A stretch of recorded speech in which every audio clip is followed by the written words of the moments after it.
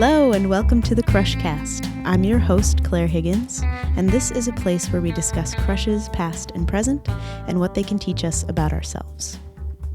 Today I am talking to Jackson. Hey. How are you? I'm great, actually. I'm doing really well. How are you? I'm great. I am very excited. Are you excited to talk about crushes? How do you feel about all this? Yeah. I think that, like, this is such a wonderful idea for a podcast. I think this is like a really, I think this is a really cool space to like open up about this kind of stuff, and really cool for me specifically because I am realizing, talking about this, that I've actually never talked about a lot of this stuff. Like, yeah. I mean, like I like obviously talked about it like a little bit with like personal friends, but like full disclosure, I'm a homosexual. I'm gay. I also didn't come out until relatively late in life. I came out when I was 25, so I spent most of my life in the closet. So I just, because of that, I have a very different relationship with attraction and crushes than I feel like a lot of other people did. Totally. Like, lot of unrequited stuff. Obviously a lot of unrequited stuff. Obviously a lot of like... That's the best stuff. We'll get into it. Yeah, and like a lot of stuff where it was like, at the time too, I would not have called it a crush. Like I would not have even really registered it as a crush because I don't even know if I was even in a place where I could admit to myself that I was feeling that. So it's...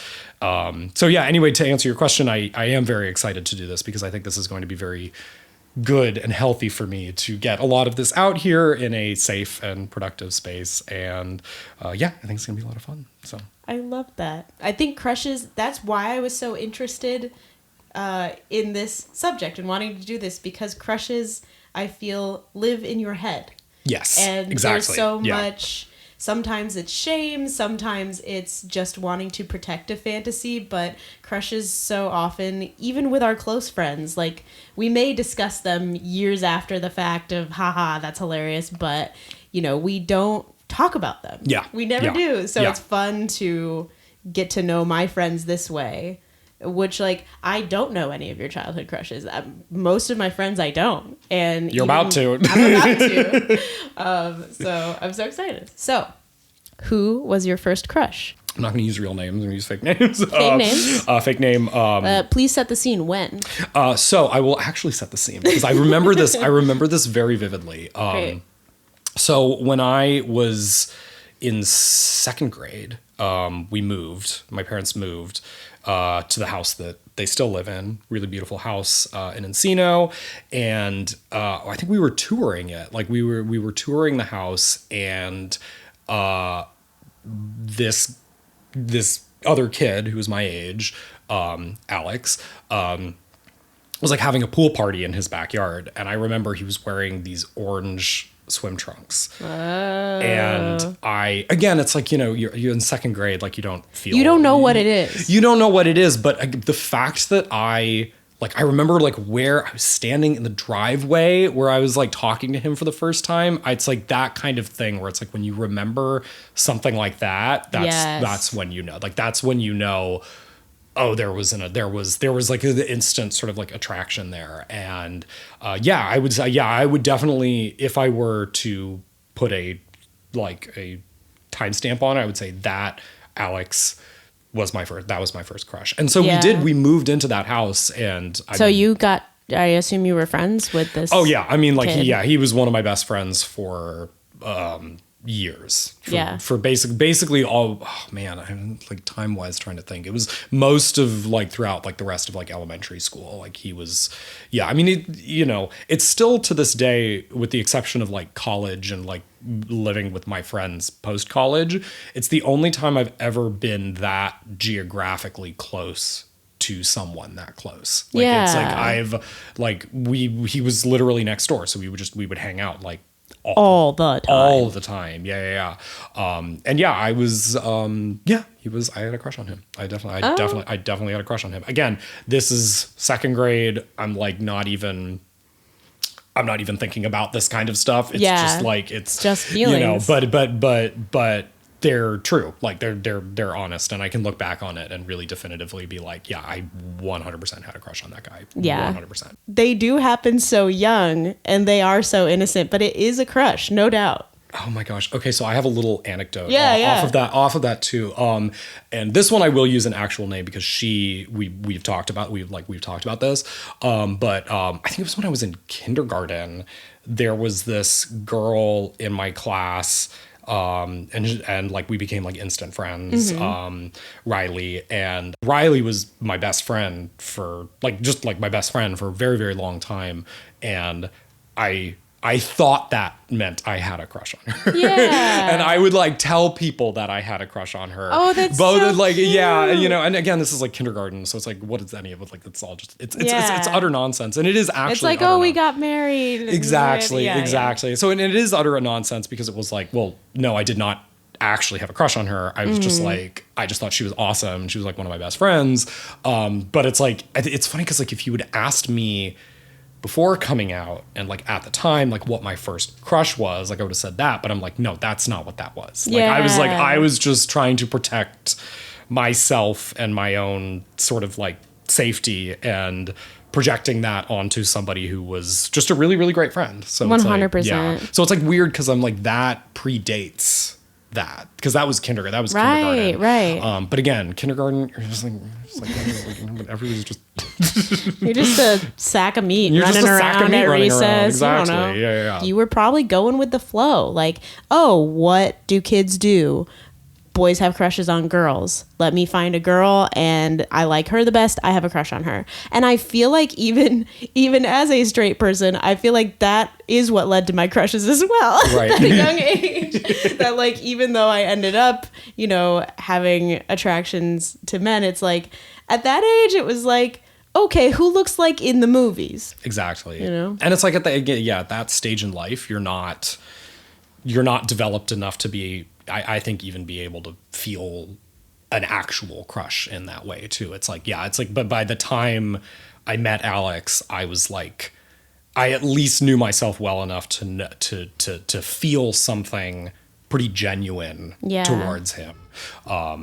Unrequited, obviously. But like, he was my first crush. Well, that's a good transition into who was your biggest crush. Oh my God. Okay. So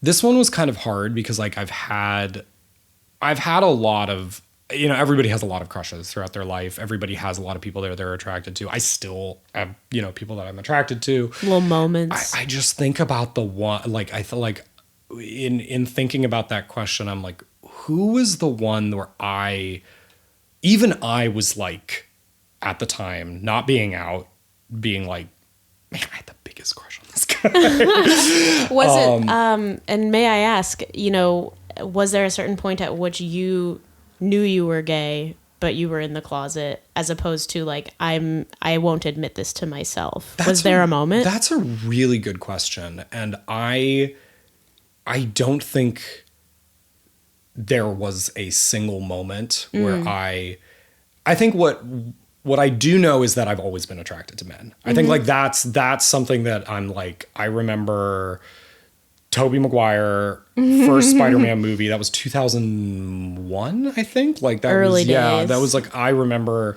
like he wakes up and he's like all buff and muscular all of a sudden. And I'm like, you know, thumbs up. should like 2 thumbs way up. I'm like, yeah, absolutely. In terms of like admitting that to myself, I think it was when I had my first and only girlfriend in high school. Oh. I think like that was it, because I remember I got into high school. This is good. We're like, I haven't answered your actual question yet, but we're working our way up to that, because there is actually a timeline to this. Yeah. I'm realizing like I got into high school and everybody was shacking up with each other. Like instantly freshman year, it was like, it was that just like everybody, true. It was like everybody became a couple instantly. It was like, did you guys have a homecoming dance? Because I feel like we had like a homecoming dance. A lot of it was a whole ass. And I remember there was a girl, and McKenna was her name. Nice. And still a really good friend of mine. She's absolutely lovely. And it like Riley, it was one of those things where like we instantly hit it off, and we were like, and I was like, you're so cool and you're so awesome. But again, I'm not at the point where I can be like, I am gay and, understand that about myself and I'm acting upon that. So it was like Jackson and McKenna are going to be a couple. And I remember at homecoming dance, like a couple of the friends in that group like pulled me aside and they were like, you have to ask McKenna out. Yeah. Like, why have you not asked McKenna out? Yeah. Also because I'm sure, I feel so bad about this because I'm sure she was probably like feeling something pretty genuine towards me and was like, why is this not happening? At very least, this is gonna happen. Yeah, exactly. Yeah. And so, I remember, it's so funny you say homecoming because I remember that specifically. Yeah. I remember that specifically. And I remember being so uncomfortable. And they were just like, you have to ask her out. You have to ask her out. And I was like, But you didn't ask her to homecoming. No. This was after the fact. After the fact, it was like, hey, she should be your girlfriend. It's crazy that I don't even remember how and when I asked her out specifically. But might have blocked it out.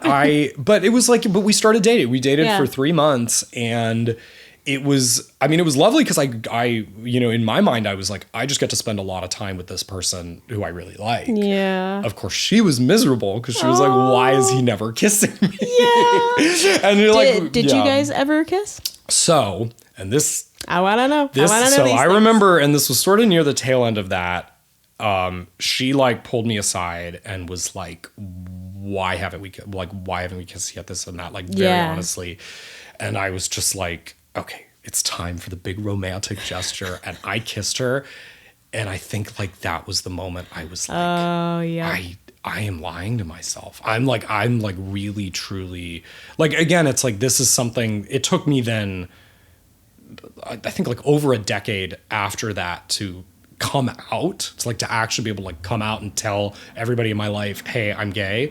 But it was like, that was the moment where I was like, you at least have to be honest with yourself about this. Like you at least have to be honest with yourself. And I did. And I broke up with her like a month or two later because I was just like, this is not fair to her. Like this is like, I love you and you're fantastic and you deserve a wonderful boyfriend. She now has a husband. She's now married. And I'm just like, and I'm like, you deserve that. And me continuing to perpetuate this is keeping you from that. So it was like, of course, I'm a freshman in high school. I'm incredibly immature and I'm not out. So I don't say any of this when I'm breaking up. And I think I kind of broke her. I think I kind of broke her heart a little bit because there was obviously the question of why. And I was like, I was also like, I remember I was like super into I was like super into church at the time. Like that was like during my youth group phase. And I was like, and I being a total idiot just throughout the whole like, I don't know if this is what God wants for me at this point in my life. And it's just like, sad. It's very sad. And it's like, I don't hold any of that against myself. Cause I'm that I was just starting to figure out a lot of this about who I was and how I felt. And I didn't feel safe to say any of those things. So yes, was it a shitty thing to say to somebody and probably hurt her and caused her a lot of trauma? Yeah. And I'm so deeply sorry for that. But it's like, that's what's like, it's so weird looking back on a lot of this stuff. Cause it's like, it was so messy and it all felt like so out of my control. And, yes. I feel like with crushes, young relationships, you do need to learn how to do these things, but the only way is literally trial by fire. Like there is someone on the other end of this line whose feelings are on the line and you need to make a decision, but you don't yet have the tools to make that decision, to make a good decision or 100%. To put things through them. And the only way you learn is by occasionally hurting people or getting hurt yourself. That's what happens. Yeah. Which is, it is the sad part, but there are fun parts too. So speaking of unrequited love. Let's do it. So that was the moment. Yes. That was the moment you kind of admitted to yourself. And I'd love to know about this crush. I had the biggest crush of my life on my high school history teacher. Oh my gosh. Again, I'm using proxy names here. Rob.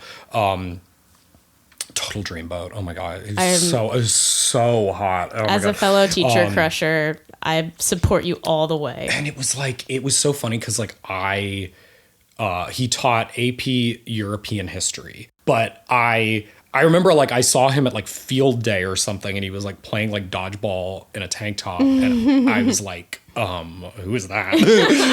I'm still, so this is actually, so, and this is why I say timeline. This is a pretty soon after I had broken up with McKenna. So this is like kind of around the time that I had been like, I know, like, yeah.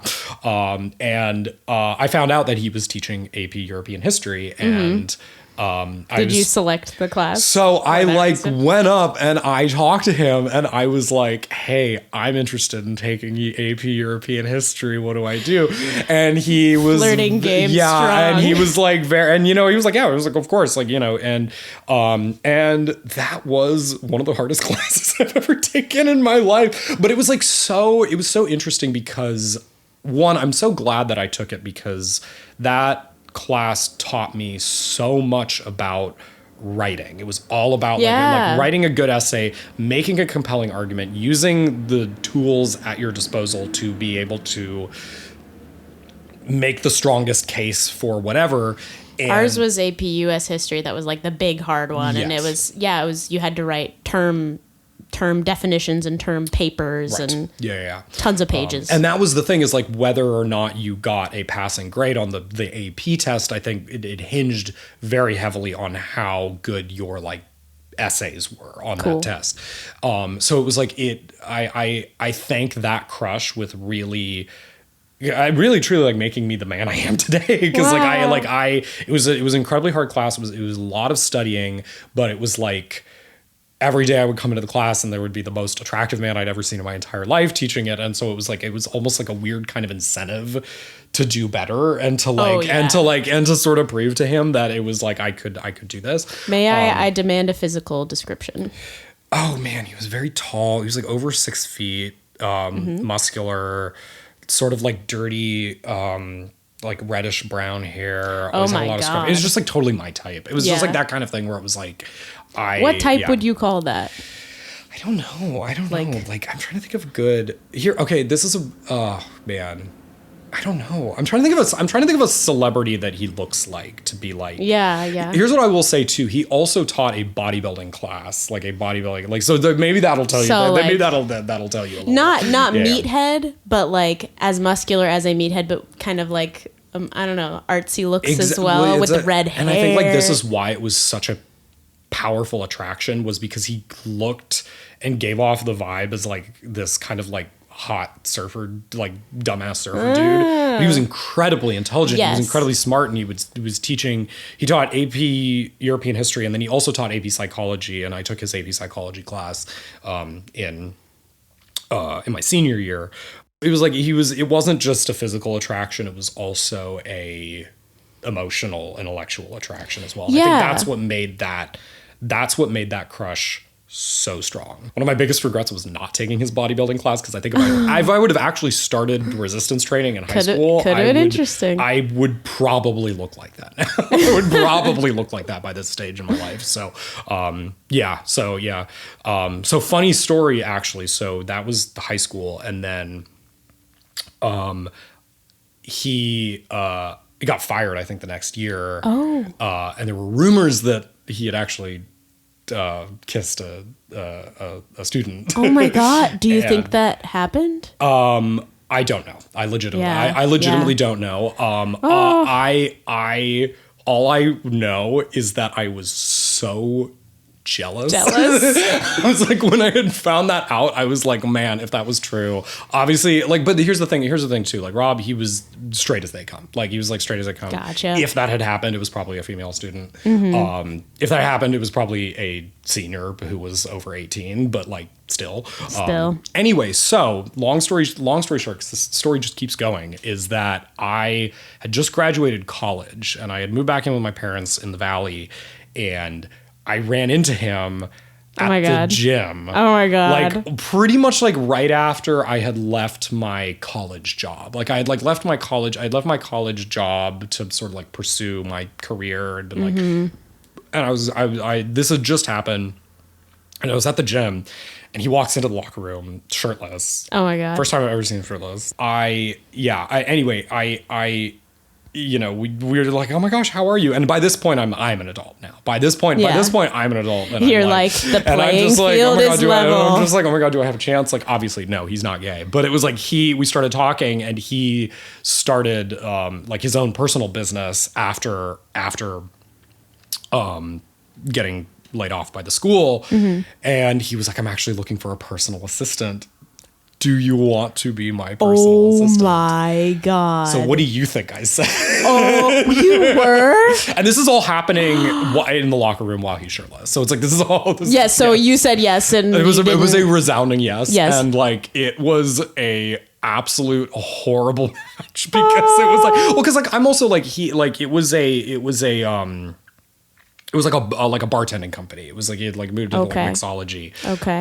And it was like he needed like an administrative assistant, and that whole job was agonizing because I was so bad at it. I was so deeply bad at it, and like, oh my God, I remember there was this time, and it was like anyway.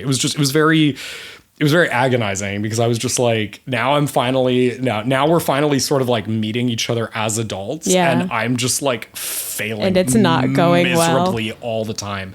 And I was just like making a complete ass of myself. And I remember like there was this time, this is so specific, but I feel like this embodies what was so what I hated so much about that job and that time. It was like there was this, like, he had me like writing checks one day. It was like I was just like writing checks for the business, and I was like so nervous about fucking up, and I had like messed up a few of them, and I like went back and like tried to like write over stuff because I was like because I didn't want to like waste checks, and I was like oh my gosh, I'm like, he's gonna judge me for this and this and that. Mm-hmm. And then he ended up doing it anyway. Like he did, like we was like calling me out later. He was like yeah, he's like, you don't even know how to like write checks properly. I was like, I was trying my best. Yeah.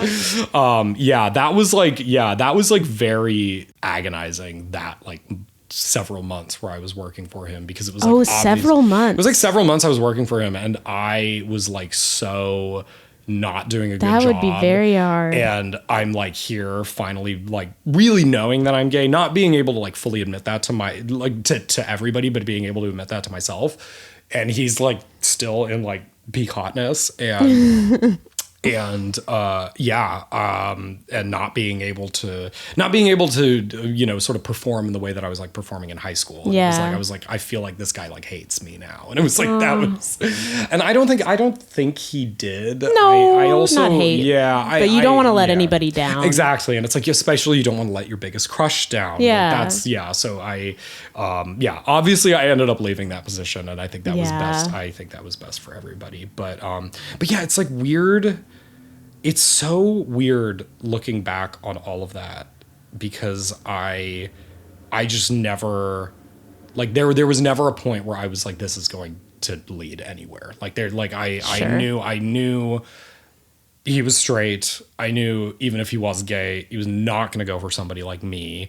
And yet I was like, I just have to be as close to this person as humanly possible. I was just like that kind of thing where I was like, I needed that energy. I needed to be looking at him. I needed to be talking with him, and it was like 100%. I don't know what that is or what I would call it, but I have experienced the exact same. I don't know why we do that, but we want to be near our crushes, even if it hurts, even if it's not in the right scenario, even if they're with somebody else. I feel like you still have that of maybe if I can be around them. I don't even think it is the hope of maybe if I can be around them, they'll change their mind and they'll confess their love to me. It's not that. Yeah. It's just, it's like a magnet. I gotta be near you. Yeah. It's funny though, because a lot of times, like a lot of other like sort of minor crushes that I've had have been fixed by getting close to the people. Yes. And I don't mean that to say like I get close to them and I'm like, ew, gross. Like now I don't like this person anymore. It's more just like, I get close to somebody and it's like, now I see them in an entirely new light. And it's like it's not a like crush, like an unrequited love thing. It's like, okay, well now we're just friends, and I don't have to deal with the burden of attraction, because it is a burden. It is a burden, like, especially with Rob and everything that had happened there. It was like it was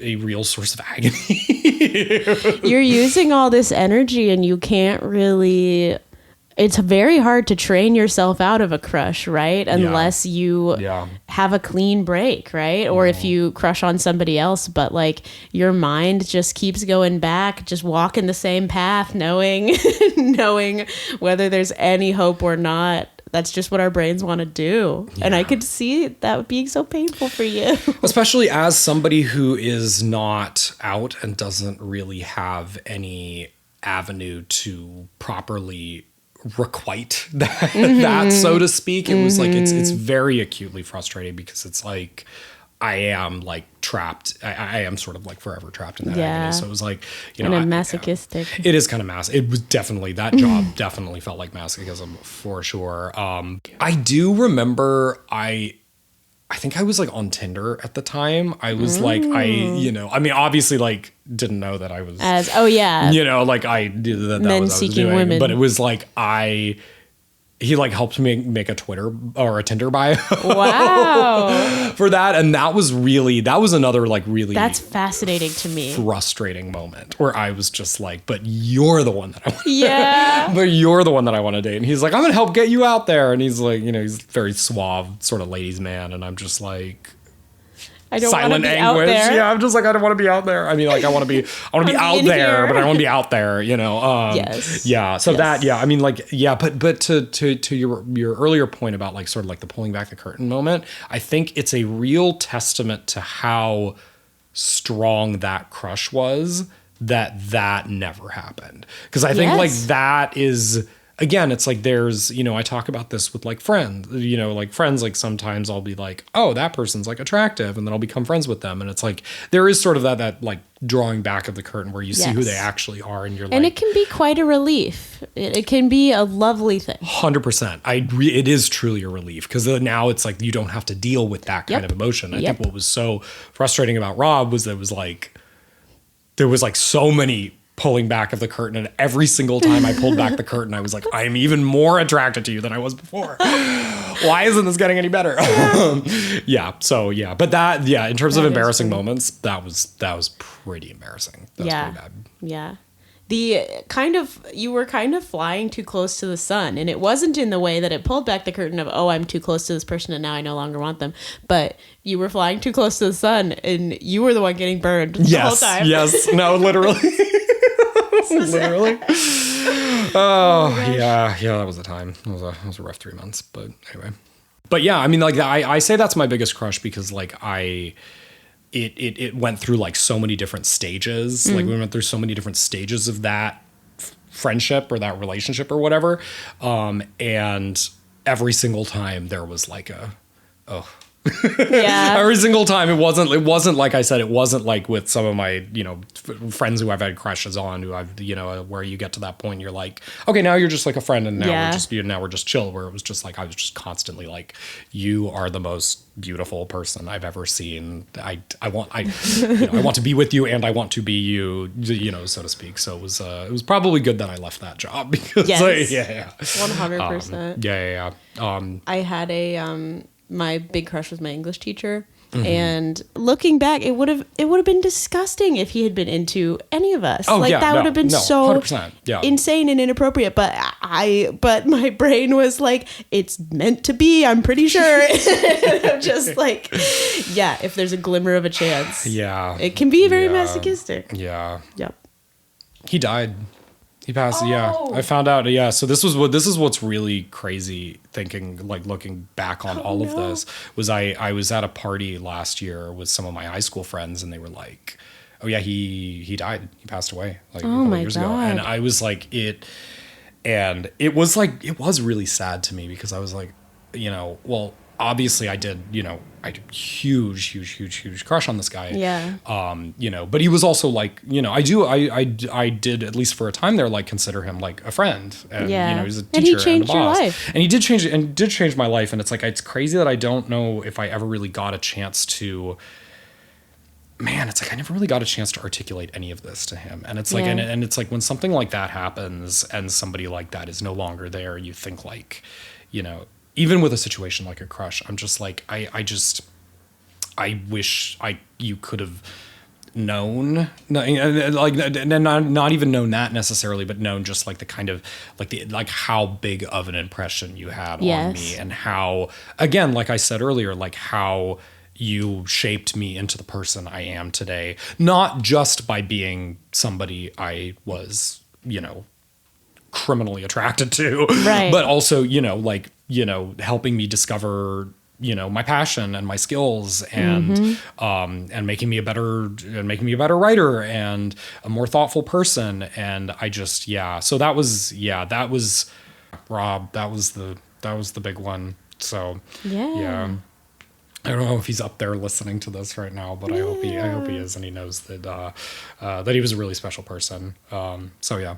I hope he knows. I do often think about, I would like to thank that teacher, and thank that teacher, whoever that is. Yeah. You don't know whether you'll get a chance to. 100%. Yeah.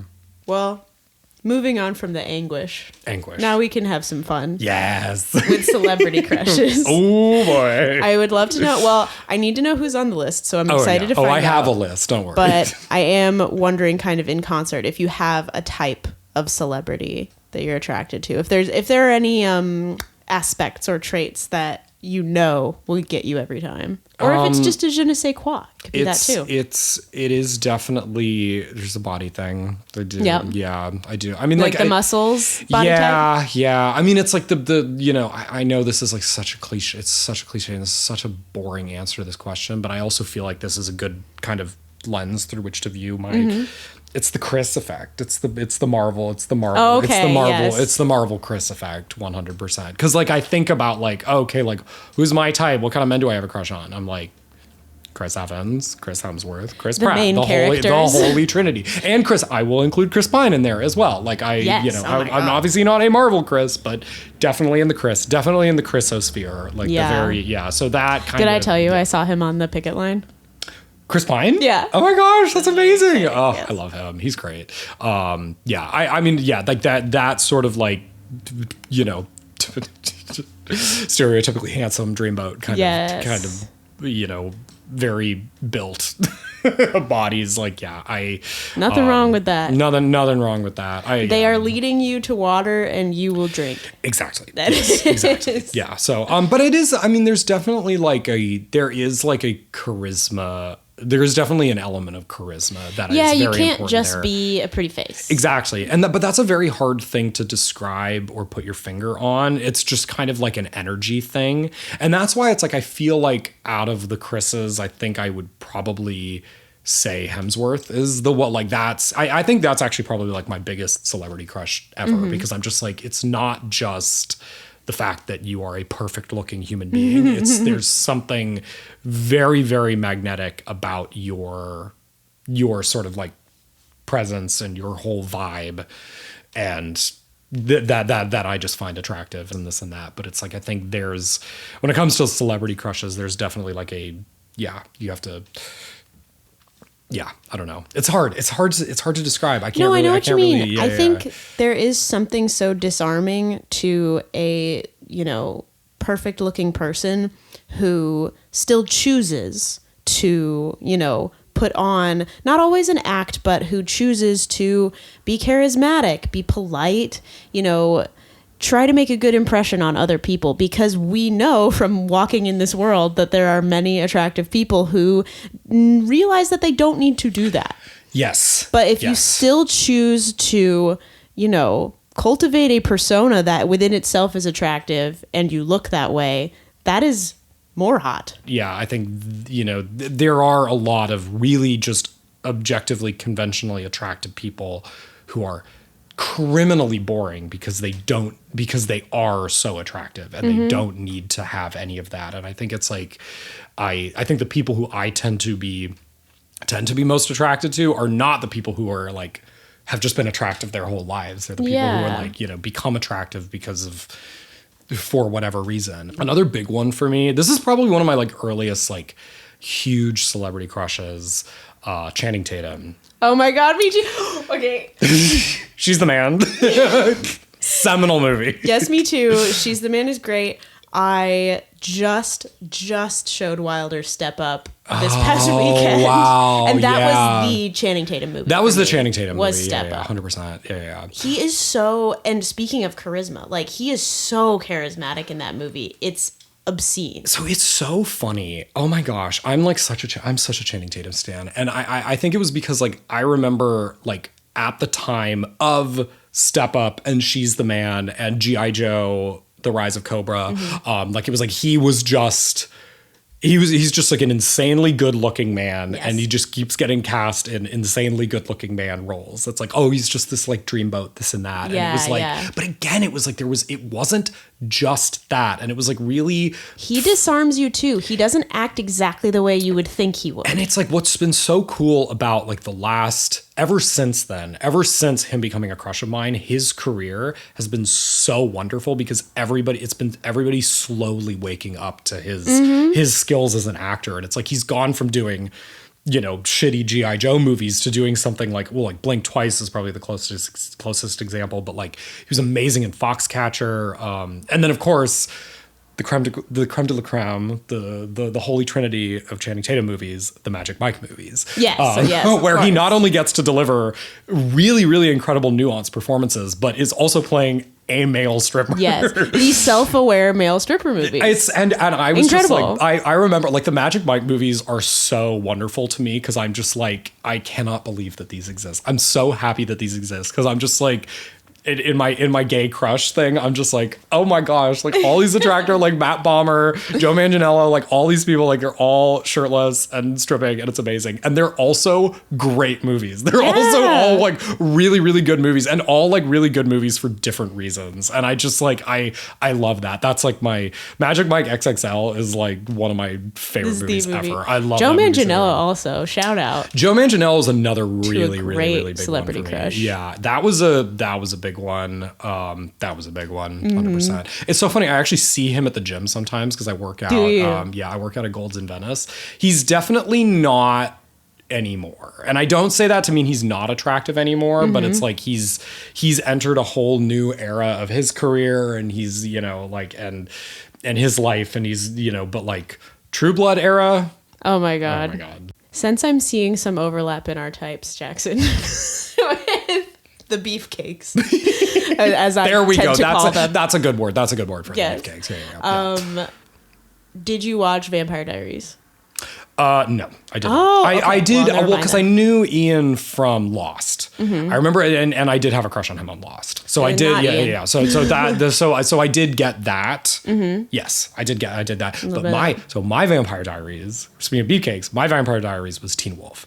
That was and the guys on Teen Wolf was very much my type. Yeah. Funny enough, that's what I was going to say is none of the vampires on Vampire Diaries, but the werewolf guys on Vampire Diaries. Oh my gosh, there were werewolves on Vampire Diaries? You end up being werewolf guys. There's always werewolves. Those were my type. There's always werewolves.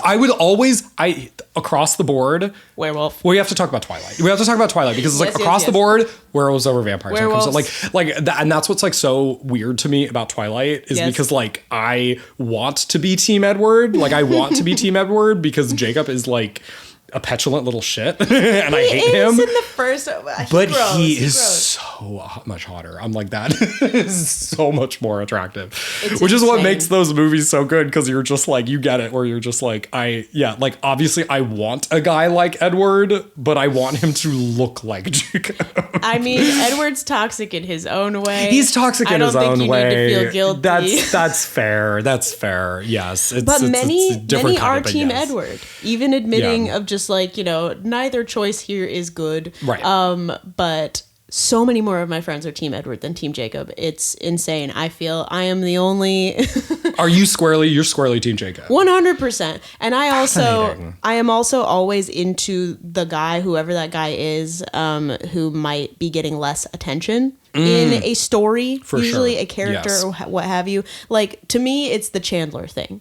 That of the Friends guys, right? Ross gets Rachel, Joey gets everybody. Does Chandler get Monica eventually? Yes, but Chandler's kind of the guy who doesn't doesn't get the love. And Right. so whoever that guy is, Jacob is also that way. That's usually, I'm always attracted to that person. That's so funny. well. Out of the friends, it's Chandler for me. It's Chandler for me, which is funny because it's like obviously like Joey's like Great you taste. know Joey's great body, you know, like very very objectively hot, you know.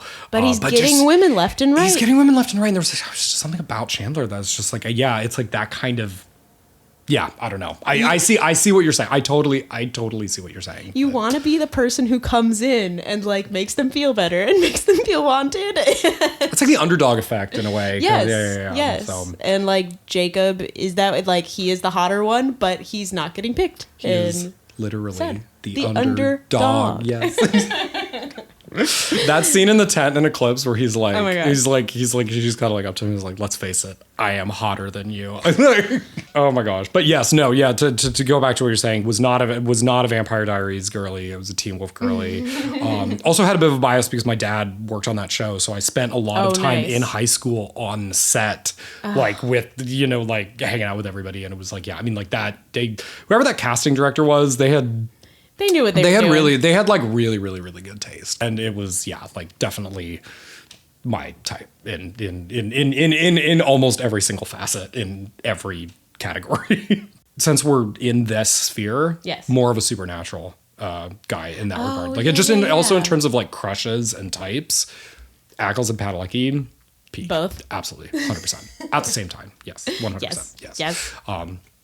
And Misha Collins too, like all three of them, like absolutely. And maybe him to a bit of a lesser extent. He's not quite like Dreamboat like the rest of them, but like definitely still like again like there was this era of like fantasy TV where it was just like the men. It was like they just got it, amazing. and it's like still to this day. You That go was back and you're CW like, as well, right? Supernatural. yes, that was CW. It was the Yeah, CW. yeah. CW was hitting for a little while. They got it. They really got it. We had everything we needed. We were on that screen. so spoiled. Oh my gosh, I like it. High school, yeah, we were spoiled 100%. Moving on to fictional crushes. I'm excited to hear what characters, literary, filmic, what have you, have stopped your heart.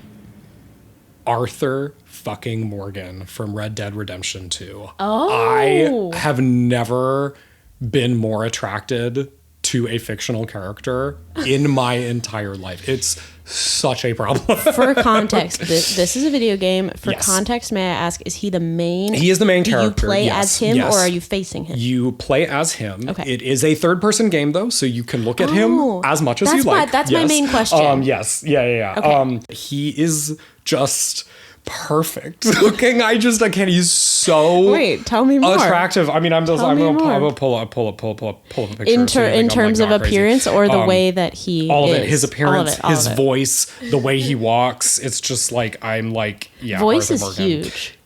It Voice is is everything. Really big. And his okay.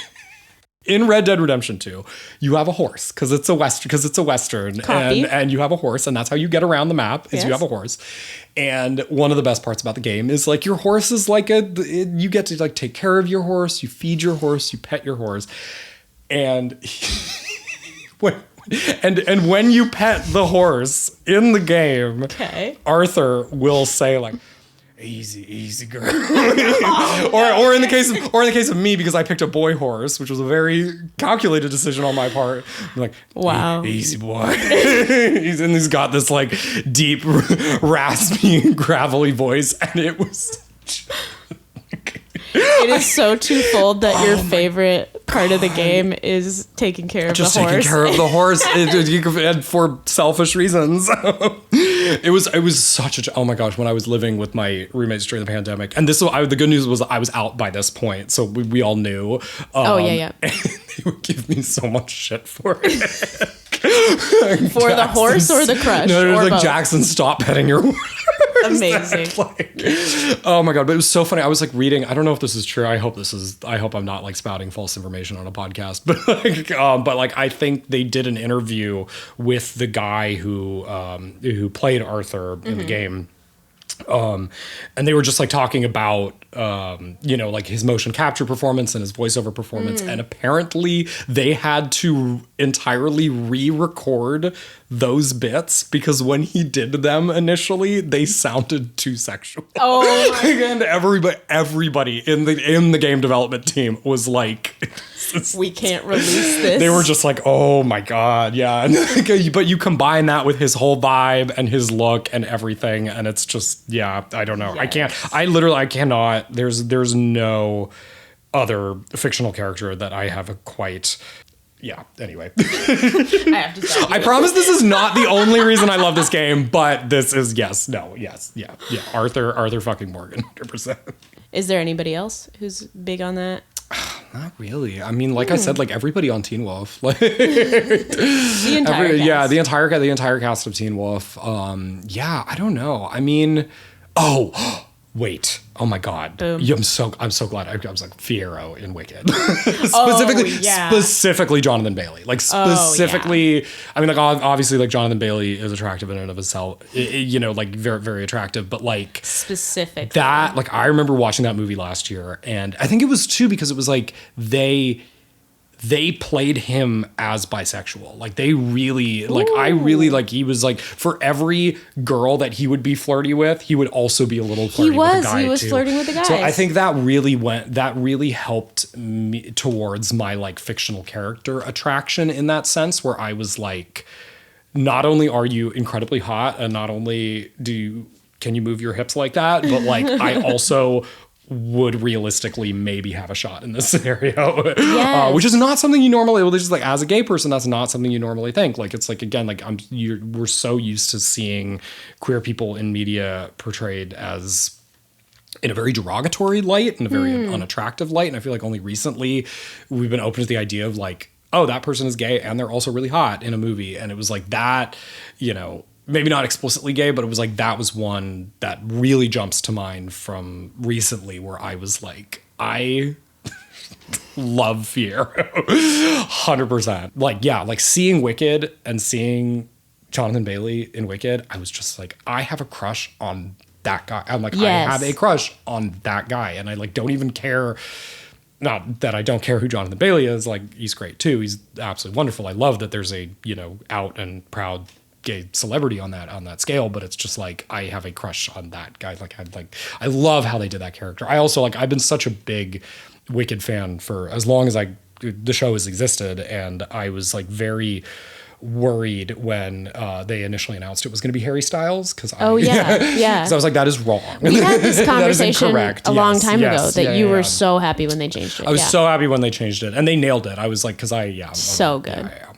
But are there any popular celebrity crushes where you are not into it? You cannot understand the appeal.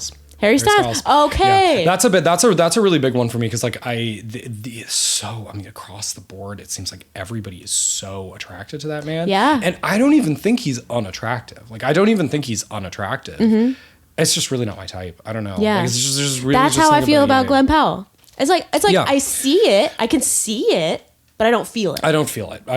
I don't mean to disparage Harry Styles at all. Wonderful musician. Love his music. I just like, that's one of those where I just like, but it's also funny because like, I feel like most people I know who are like really, really into Harry Styles, mostly women, mostly straight women. Yeah. Like, I don't know many, if any, gay guys who are like, oh yeah, Harry Styles. Like, 100%. Like, which is interesting to me because I do feel like he's been kind of popularized for kind of, I don't know, having a more feminine look and androgynous kind of, experimenting with androgyny and like, but I think that, just women are really into it. Yeah. And that's not men as much. And that's fair. And that's great. And it's funny because like, I also like, it's not even that that element of it I find unattractive.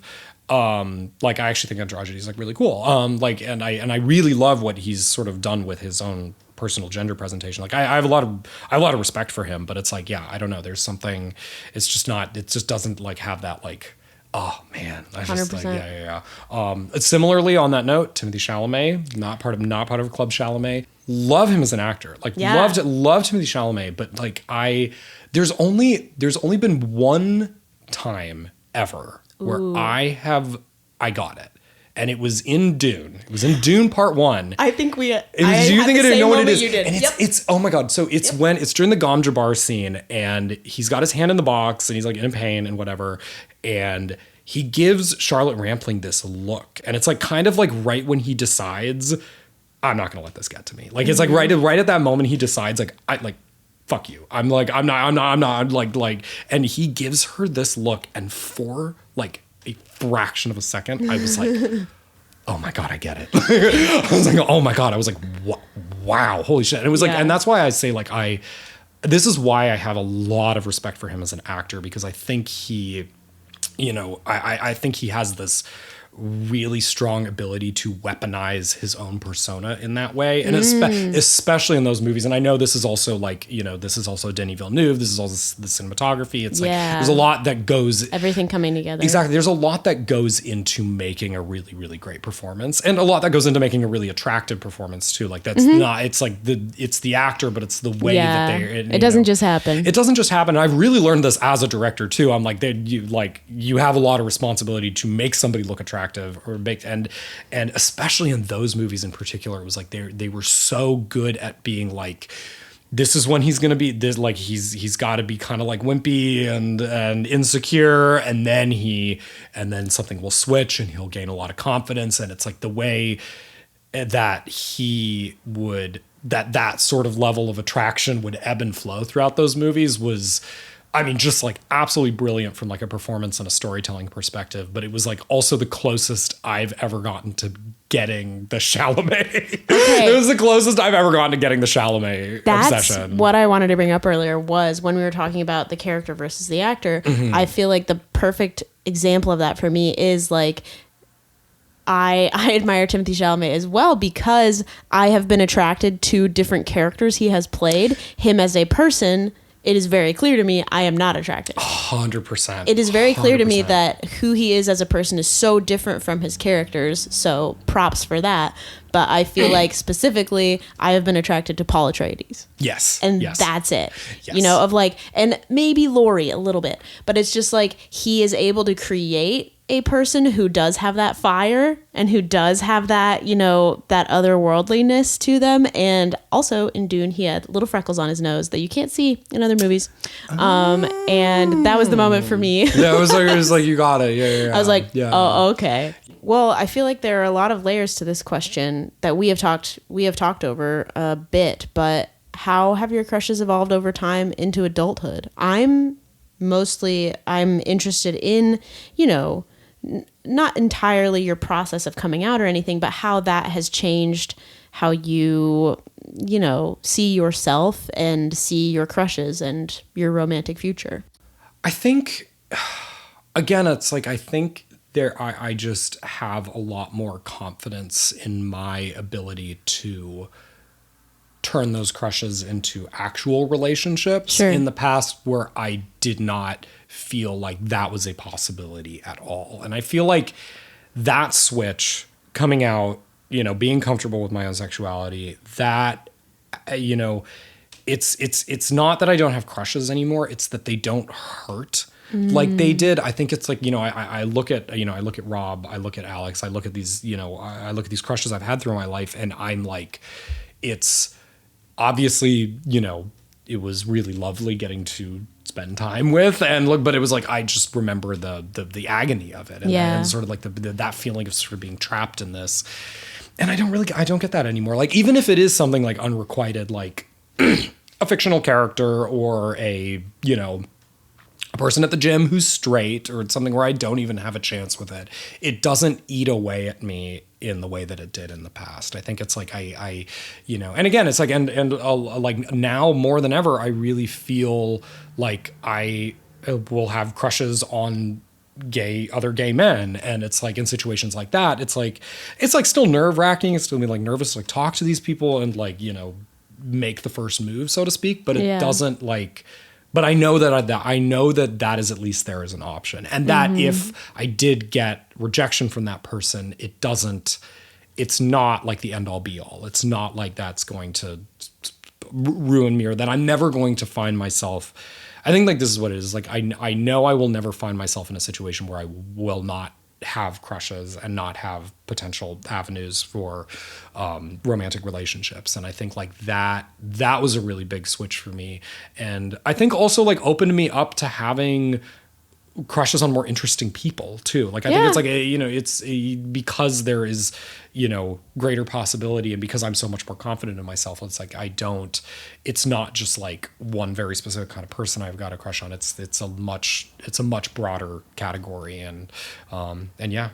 It's struggle. It's like I don't know if you get this too, but it's like I don't think about like crushing on people as an adult in the way that I did when I was like in high school. Like it's almost something different. It's like almost kind of its own thing in the way that it wasn't back then. Does that make sense? Does that make sense? You know what I mean? Like, yeah. In the conversations I've had, a lot of what we've been talking about has been, I don't crush on people anymore, or I don't crush on people as often, or, obviously it's not as strong, because I think just we know who we are as people, right. And crushes aren't as big of a part of how we define ourselves.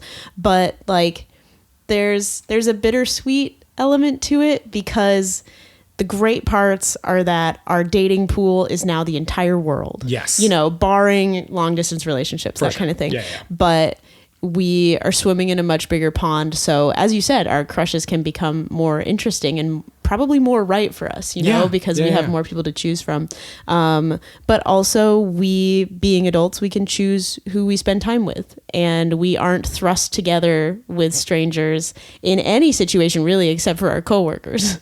And it is like, there is a bit of a lost element there where you don't have a pool of people for whom, you might be able to choose someone to long for and have repeated exposure to them, which you do lose a little bit of that longing. But as you say, you also lose some of that agony. Yeah. That you do get to choose the path of your own life. And there are some things lost there, but there's a lot gained, obviously. There is a lot gained. Yeah. 'Cause it's like, I think now that I'm out, and now that I've had relationships, with men outside of that, it's like it's something else. It's something, it's something new, and hopefully something better. It is. It really is. 'Cause it's something that it's something that I feel like I share in a way that I didn't before. It's like, it was like, with Rob, it was like, it was just, I would go to class every day and be like, oh my gosh, I just, I get to look at you, and that's great, and you look amazing. But it was like, there's nothing I could do. Whereas like now it's like, I'll have a crush on a guy and maybe walk up, or, and at the very least or I'll tell him, and that'll be, either the end of that or the beginning of something. Yeah. And if it's the beginning of something, it'll be the beginning of something really cool and something really unique and something gratifying and special and hot, honestly, in a way that is just so much richer than the one-sided nature of what crushing was like when I was younger. So the beauty of the mutual crush that turns into a relationship that is a completely different, level unlocked, honestly, that can come with good and bad. It's not all good stuff, but it's so exciting. It feels like, we've had crushes ever since we were, 6, 7, but having deep relationships, long-term relationships, is something that is more relatively new to us as adults. Like, even if I dated a lot of boys in younger years, but like that has no bearing on being with someone for multiple years and learning all the new experiences and new emotions that come with that. So in a way, we can kind of think of the excitement of the new things still to come for both of us. 100%. Thank you for giving me an excuse to talk about all of this. Thank you for being with me. This was so fun. This was a lot of fun. I feel like I learned so much about you, and I'm really glad that I did. Yeah, it's crazy. I've not talked about a lot of this to the extent that I've talked about that. Like, it was wild. Like, just thinking about a lot of this stuff, it was really, lot of emotions around it, like kind of way more than I was expecting. But I think it was really good to, I'm about to be 30. I'm about to enter my 30s. Yeah. And it's like it's I think very healthy to like look back on my life at this point and to see things for what they were, as opposed to what I was feeling them through at the time, because it shows me how much I've grown, and it shows me how much I've changed and how much better I am now. So, yeah.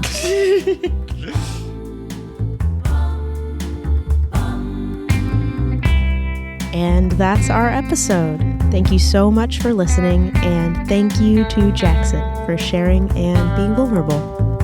The Crushcast Season 1 will air every Tuesday wherever you get your podcasts.